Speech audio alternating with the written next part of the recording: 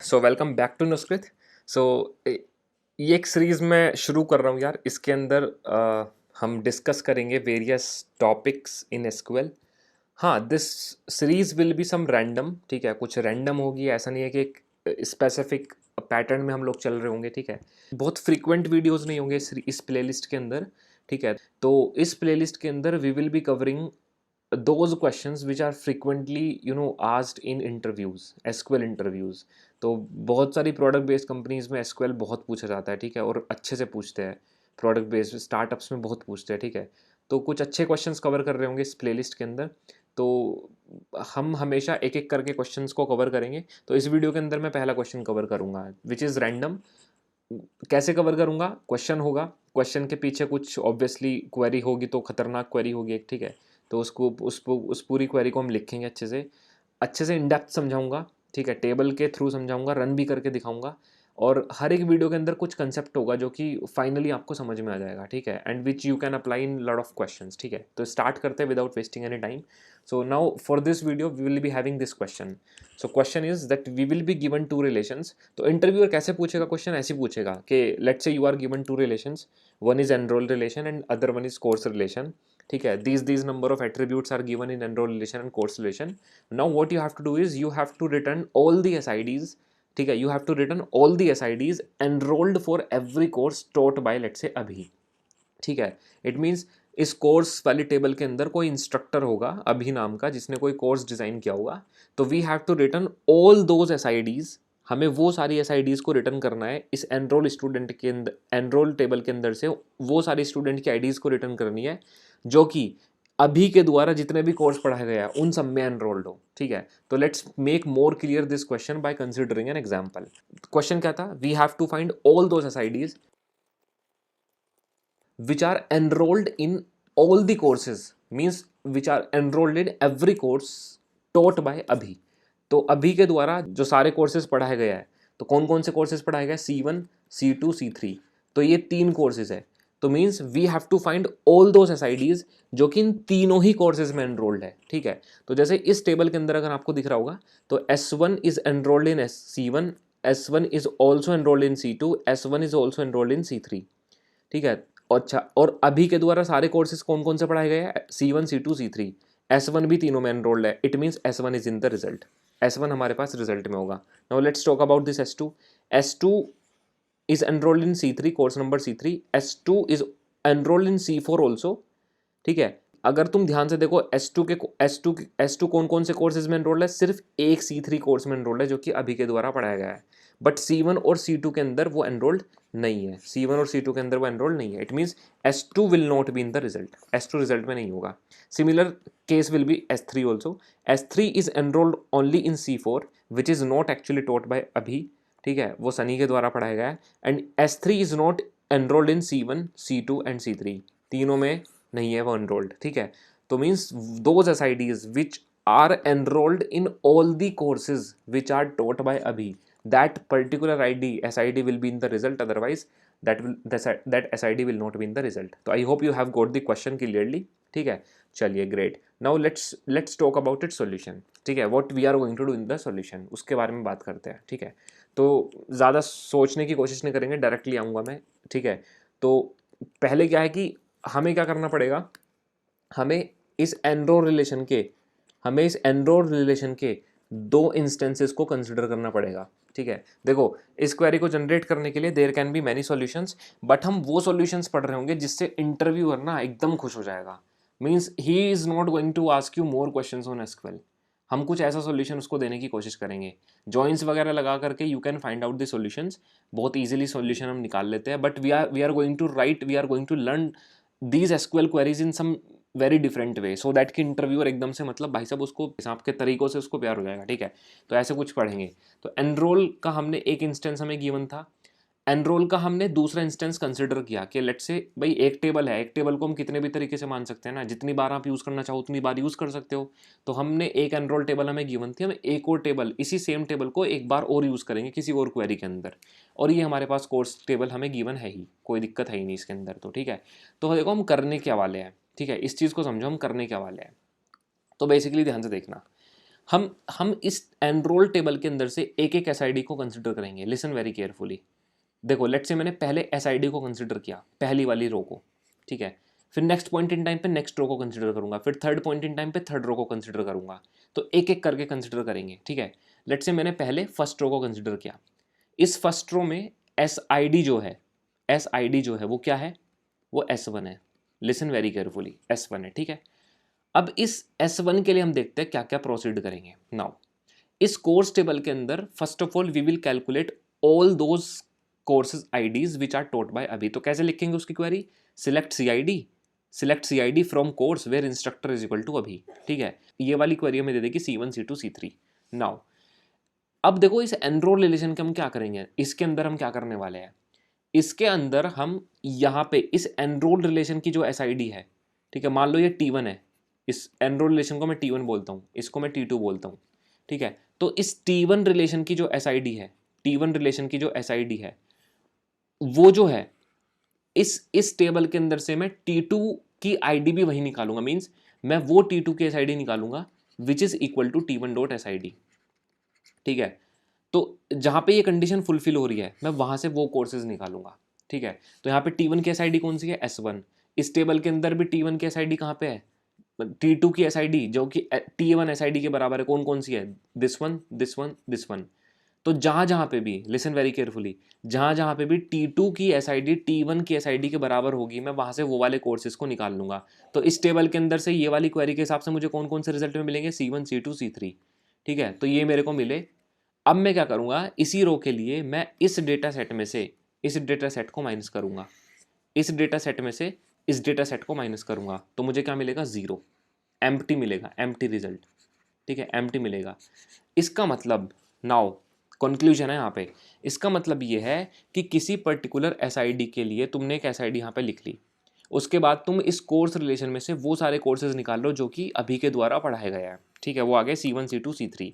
अब तुम इस S1 आईडी के लिए इस टेबल के अंदर जो भी S1 जिस जिस कोर्स में एनरोल्ड है, ठीक है, वो सारी कोर्स आईडीज निकाल रहे हो। तो वो उसने दिया तुम्हें C1 C2 C3।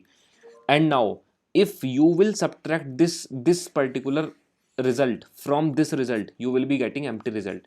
तो अगर तुम्हें एम्प्टी रिजल्ट मिलता है, ध्यान से सुनना, अगर तुम्हें एम्प्टी रिजल्ट मिलता है इसका मतलब क्या हुआ, इसका मतलब ये हुआ कि T1 डॉट एसआईडी जो कि S1 है वो सारे कोर्सेज में एनरोल्ड है, तभी ना तुम्हें जो है एम्प्टी रिजल्ट मिल रहा है इसके हिसाब से। चलो एक कोई बात नहीं, हम दूसरा एग्जांपल कंसिडर करते हैं।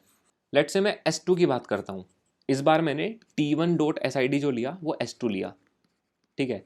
तो अगेन हम सेम काम फिर से करेंगे। तो मेरे पास यहाँ पे तो रिजल्ट C1 C2 C3 रहने वाला है, ठीक है।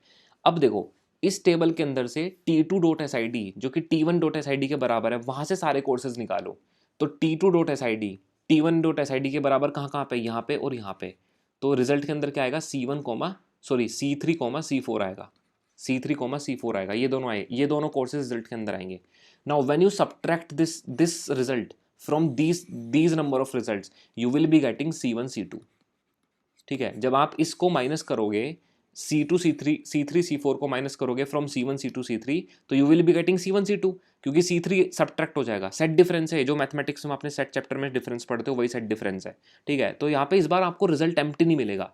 एम्प्टी रिजल्ट नहीं, क्यों नहीं मिल रहा एम्प्टी रिजल्ट, क्योंकि अभी ने जितने भी कोर्सेज पढ़ा है वो है C1 C2 C3, ठीक है। और S2 जिस जिस कोर्स में एनरोल्ड है वो कौन सा है, C3 C4। तो when you will subtract this result from these number of results you will not be getting this time empty. और एम्प्टी नहीं मिल रहा इसका मतलब क्या है, एम्प्टी नहीं मिल रहा इसका मतलब क्या है कि तुम्हारा जो S2 एनरोल्ड है वो सारे कोर्सेज में एनरोल्ड नहीं है जो कि अभी ने पढ़ाया है, ठीक है। आई hope you have got the question. तो हमें एक चीज़ समझ में आ रही है, ठीक है, हमें इसका कंक्लूजन समझ में एक चीज़ आ रही है, ठीक है, कि यार ये देखो ध्यान से कि मीन्स हम क्या करेंगे, we will retrieve T1 dot SID from T1। ये है मेरे पास T1, ये रिलेशन है मेरे पास T1, ये मेरे पास लिस्ट से कोर्स रिलेशन है, ठीक है। ये मेरे पास T2 रिलेशन है, ठीक है। इसका मतलब ये हुआ कि हम एक एक करके T1 में से एक एक एसआईडी को जो है फैच करेंगे। Now for each SID from T1 we will find all CIDs taught by Abhi, ठीक है, जो कि हमेशा हर एक क्वेरी के लिए C1 C2 C3 रहने वाला है। I am repeating once again, For each row in this table, we will fetch the SID.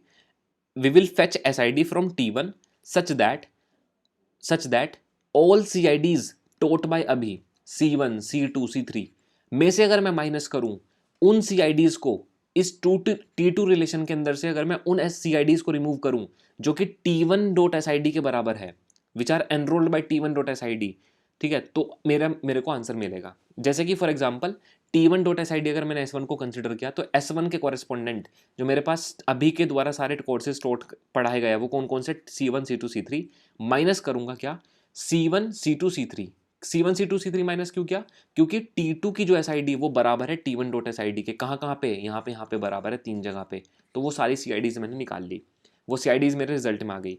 तो ऑल CIDs टॉट बाय अभी का भी जो रिजल्ट है वो C1, C2, C3 है, and all CIDs in this relation T2 which are enrolled by T1.SID जो कि S1 है, उसके लिए भी C1, C2, C3 मेरे पास रिजल्ट में आ रहा है। तो when I will subtract these two I will be getting empty result. अगर मुझे एम्प्टी मिलता है इसका मतलब T1 will be in the result. Now let's take another example, T1.SID को S2 मान लेते हैं, ठीक है। तो अगर S2 के लिए फिर से अभी ने जितने भी कोर्सेज पढ़ाए उनके लिए रिलेशन में मेरे पास C1, C2, C3 आंसर आएगा, माइनस करूंगा all those CIDs from this T2 relation, all those CIDs from this T2 relation which are enrolled by T1.SID is equals to S2, ठीक है। तो T1.SID is equals to S2 यहाँ दो जगह पे है, कौन कौन से कोर्सेज एनरोल्ड है, C3, C4, C3, C4। When I will subtract C3, C4 from C1, C2, C3 I will not B getting empty result. इस बार मेरे को एम्प्टी रिजल्ट नहीं मिलेगा, इसका मतलब S2 will not be in the result, S2 will not be in the result, ठीक है। तो I hope you have got the question. Now exactly what we have written here, we will be writing the same in the query also, ठीक है। Query में भी हम same चीज लिखेंगे। नाउ क्वेरी देखते हैं। Now this is my query, ठीक है। देखो ध्यान से, what I am going to do here, पहले देखो इनर क्वेरी देखो, select CID from course where instructor is equal to Abhi, ये वाली वो क्वेरी है, ये वाली बीच वाली क्वेरी। अब देखो ये माइनस जो है SQL के अंदर एक एक्सेप्ट कीवर्ड होता है, उसके थ्रू हम लिखते हैं, ठीक है। तो ये जो रिजल्ट तुम्हें देगा ये देगा C1, C2, C3, ठीक है, ये वाली क्वेरी। नाउ अब ये वाली क्वेरी देखो, ठीक है, ये वाली क्वेरी सिलेक्ट CID, हम वो CID सिलेक्ट कर रहे हैं किस रिलेशन में से, T2 वाले रिलेशन में से, एनरोल रिलेशन जिसको मैं T2 बोल रहा हूं, जहां पे T2 की SID T1 SID के बराबर है। अब ये T1 कहां से आया, now this is your outer query. देखो सिलेक्ट डिस्टिंक्ट SIDs, हमें वो सारी SIDs को डिस्टिंक्टली सिलेक्ट करना है T1 रिलेशन में से वेयर नॉट एग्जिस्ट। अब देखो नॉट एग्जिस्ट समझना पड़ेगा, बेसिकली क्या होता है ध्यान से समझना। देखो जब इनर क्वेरी के अंदर रिजल्ट एम्प्टी नहीं होता,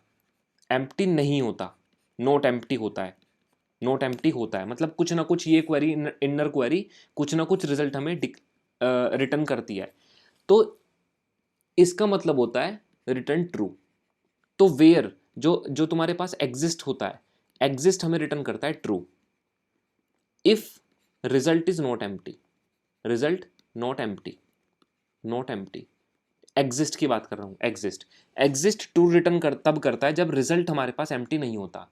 तो अगर ये वाला मेरे पास इनर क्वेरी का रिजल्ट एम्प्टी नहीं आता है, इसका मतलब क्या है, एम्प्टी नहीं आ रहा, इसका मतलब क्या है कि जो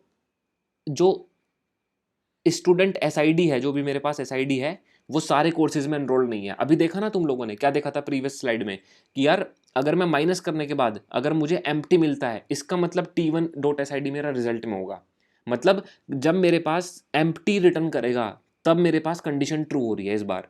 तो ऐसा अचीव करने के लिए मुझे क्या करना पड़ेगा, नॉट एग्जिस्ट लगाना पड़ेगा। क्यों लगाना पड़ेगा नॉट एग्जिस्ट, क्योंकि जब ये इनर क्वेरी रिजल्ट एम्प्टी देगा, जब ये इनर क्वेरी रिजल्ट एम्प्टी देगा, तो एम्प्टी दे रहा है इसका मतलब ये है कि मुझे उस आईडी को कंसिडर करना है, ठीक है। लेकिन एम्प्टी पे एग्जिस्ट क्लोज फॉल्स रिटर्न करता है, और फॉल्स रिटर्न करता है मतलब वो इसको इग्नोर करता है, तो मुझे नॉट एग्जिस्ट यूज करना पड़ेगा। मींस सिंपल है यार, देखो अगर कोई चीज ट्रू तब रिटर्न करती है जब वो नॉट एम्प्टी होती है, नॉट एम्प्टी, लेकिन मुझे ट्रू चाहिए एम्प्टी पे, तो मुझे यहाँ पे नोट कीवर्ड यूज करना पड़ेगा ना। तो जो एग्जिस्ट कीवर्ड है वो ट्रू तब रिटर्न करता है जब इनर क्वेरी का रिजल्ट नॉट एम्प्टी होता है, ठीक है, नॉट एम्प्टी होता है। और मुझे इस बार क्या चाहिए, मुझे ट्रू तब चाहिए जब इनर क्वेरी का रिजल्ट एम्प्टी हो तो मुझे नॉट एग्जिस्ट यूज़ करना पड़ेगा, ठीक है। तो एकदम फाइनल क्वेरी देख लेते हैं। सो बेसिकली हम क्या कर रहे हैं, we are selecting distinct record, हम वो सारी एस को रिट्रीव कर रहे हैं from T1 such that where condition such that, हम पहले क्या करेंगे, सारी CIDs को कलेक्ट करेंगे, फिर उन CIDs को कलेक्ट करेंगे जो कि करंट T1 डॉट SID के बराबर होगा T2 SID के अंदर, ठीक है। आप इस पूरी वीडियो को फिर से तरीके से देखोगे तो समझ में आ जाएगा, ठीक है। तो ये तुम्हारे पास फाइनल क्वेरी बनेगी। सो select distinct SID from enrol T1, जहाँ पे अब तुम ये सारा सिलेक्ट करोगे। अब देखो इस इनर क्वेरी का रिजल्ट अगर एम्प्टी आया तो इट मीन्स ये क्या रिटर्न करेगी, फॉल्स रिटर्न करेगी। भाई ये तो फॉल्स रिटर्न करेगी ना, बट नॉट एग्जिस्ट फॉल्स का मतलब हो जाएगा ट्रू, ठीक है। नॉट एग्जिस्ट फॉल्स का मतलब हो जाएगा ट्रू, इसका मतलब T1 dot SID is in the result, T1 dot SID is in the result. तो मैं एक बार एक काम करता हूँ, इसको रन करके भी आप लोग को दिखा देता हूँ क्वेरी को, ठीक है। सी तो ये मैं ऑनलाइन रन कर रहा हूँ, ठीक है। SQLite ऑनलाइन के अंदर मैं रन कर रहा हूँ, PostgreSQL के अंदर। तो पहले मैं आपको वो दिखा देता हूँ, सिलेक्ट स्टार फ्रॉम एनरोल, ठीक है। एनरोल में दिखाता हूँ पहले क्या पड़ा हुआ है। तो एनरोल के अंदर देखो ध्यान से, सो एनरोल के अंदर देखो ये है S1C1 S1C2 S1C3 S2C3 S2C4 and S3C4, जो मैंने एग्जैक्टली आपको दिखाया था। और एक बार कोर्स भी दिखा देता हूँ। सो कोर्स रिलेशन में मेरे पास क्या पड़ा हुआ है, सो कोर्स रिलेशन में मेरे पास 4 कोर्सेज पड़े हुए हैं, C1 C2 C3 C4, जो कि C1 C2 C3 are taught by Abhi and C4 is taught by Sunny. Now let me write the final query. So I will be writing select distinct SID from, ठीक है। किससे मेरे को select करना है, enrol relation से, फ्रॉम एनरोल, ठीक है। वेयर, अब देखो नॉट एग्जिस्ट हम यूज़ करेंगे, नॉट एग्जिस्ट, ठीक है, नॉट एग्जिस्ट। अब इनर क्वेरी लिखते हैं, ठीक है। इनर क्वेरी यहाँ पे लिख लेते हैं, सिलेक्ट, पहले हम CID सिलेक्ट करेंगे फ्रॉम कोर्स रिलेशन, जहाँ पे जो इंस्ट्रक्टर है वो किसके बराबर है, अभी के बराबर है, ठीक है। तो ये हो गई तुम्हारी इनर क्वेरी। तो ये जो इनर क्वेरी है ये तुम्हें ला के देगी वो सारी CIDs जो कि अभी जो अभी ने पढ़ाया है। तो C1 C2 C3 will be in the result. Now इस रिजल्ट में से मुझे क्या माइनस करना है, एक्सेप्ट, मुझे माइनस करना है क्या, एक्सेप्ट, मुझे को एक्सेप्ट मतलब माइनस, क्या माइनस करना है, वो सारी IDs, वो सारी पहले सेलेक्ट करेंगे वो सारी CIDs। कौन सी CIDs, हमें सेलेक्ट करना है CID, कौन सी CID, ठीक है, फ्रॉम एनरोल T2, इसको रिलेशन को मैं T2 बोलता हूँ, ठीक है। अच्छा वहाँ पे भी मैं T2 लिख लेता हूँ, T1 लिख लेता हूँ, क्योंकि मुझे इस बाहर वाली क्वेरी का एक एट्रीब्यूट अंदर यूज़ करना है, ठीक है। तो select CID from enrol T2, मुझे इस एनरोल रिलेशन के अंदर से वो सारी CIDs को सिलेक्ट करना है, वेयर, जो कि बाहर वाला जो करंट अभी जो कि T2 डॉट SID बराबर है मेरे पास T1 डॉट SID के, ठीक है। तो मुझे ये मेरे पास क्वेरी हो गई, ठीक है। तो it's a very simple thing, ठीक है। बेसिकली हम क्या कर रहे हैं, सारी CIDs को सिलेक्ट कर रहे हैं जहाँ पे अभी इंस्ट्रक्टर है, माइनस कर रहे हैं उन सारी CIDs को जो कि करंटली T2 डॉट SID के बराबर होगा, ठीक है। तो इनर वाले रिलेशन में, ठीक है, जो भी आएगा वो हम माइनस कर देंगे, ठीक है। तो this will be the complete query. So if I run this, तो अकॉर्डिंगली S1 हमारे पास आंसर आना चाहिए। देखो अगर डिस्टिंक्ट यूज़ नहीं करता तो S1 ही आपको अपीयर होता, बट मल्टीपल टाइम्स अपीयर होता, क्योंकि वो हर बार चेक कर रहा है। तो इसलिए हमें डिस्टिंक्ट वर्ड यहाँ पे यूज़ करना पड़ेगा, ठीक है। तो अगर डिस्टिंक्ट यूज़ करेंगे तो we will be getting simple, ठीक है। So I hope you have got this question, ये चीज़ समझ में आ गई होगी तुम्हें, ठीक है, ये चीज़ समझ में आ गई होगी, ठीक है। तो बेसिकली वो ऐसे रन करेगा यार, देखो पहले मैं इसको लूँगा S1 को, तो T1 डॉट SID क्या होगा मेरे पास, S1 के बराबर होगा। फिर अब ये अभी इसी पॉइंटर मेरे पास इसी रो पे रहेगा, अब वो इस पूरी क्वेरी को परफॉर्म करेगा। तो यहाँ से लाएगा C1, C2, C3, ठीक है। फिर इसके अंदर से, इस पूरी टेबल के अंदर से, T2 टेबल के अंदर से, जहाँ जहाँ पे SID बराबर होगी इस करंट SID के बराबर, वो वाली सारी CIDs को ले आएगा। तो अभी करंटली मेरे पास SID कौन है, S1। तो T2 टेबल के अंदर जहाँ पे भी SID S1 के बराबर है, वो वाली सारी जो है C1 C2 C3 सारी CIDs को ले आएगा। तो माइनस करोगे तो यू विल गेट एम्प्टी, और वेयर नॉट एग्जिस्ट की वजह से this S1 will be in the result. अब वो नेक्स्ट रो पे आएगा, तो नेक्स्ट रो पे आएगा, फिर से इस S1 के लिए चेक करेगा, सेम प्रोसीजर। तो again you will get empty result, that's why this S1 will also be consider in the result, that's why we are using distinct keyword. तो सिमिलरली इस S1 के लिए भी। Now when you will come at this S2, तो इस S2 के लिए इस बार T1 डॉट SID क्या हो जाएगा, S2, है ना। Then you will be getting C1 C2 C3 in the result for this particular table, but from this table you will compare कि भाई T2 dot SID T1 SID के अगर जहाँ जहाँ बराबर है, मतलब S2 के जहाँ जहाँ पे बराबर है, वो कोर्सेज आईडीज तुम निकाल लो। तो कौन सी कोर्स आईडी मिलेंगी तुम्हें, C3 एंड C4। तो now when you will subtract these to, you will not B getting empty result, not empty मिलेगा तुम्हें इस बार। नॉट एम्प्टी मिलने का मतलब क्या है कि यार सारी अभी ने जितने भी कोर्सेज पढ़ाए थे वो थे C1 C2 3, माइनस करने के बाद, सारे कोर्सेज को माइनस करने के बाद अगर तुम्हें एम्प्टी रिजल्ट नहीं मिल रहा है, इसका मतलब क्या है कि this should not be in the result. तो एम्प्टी मिलने पे if this should not be in the result then you will use not exist, ठीक है। So this is how this query is working, this question is working. So I hope you have got the question. So this is the final query, ठीक है, ये final query होगी। तो you can make more questions like this, आप ज़्यादा questions बना सकते हो, ठीक है। And if you have some other way to achieve the same then you can write down in the comment, ठीक है। And let's meet in the next video, bye bye for now.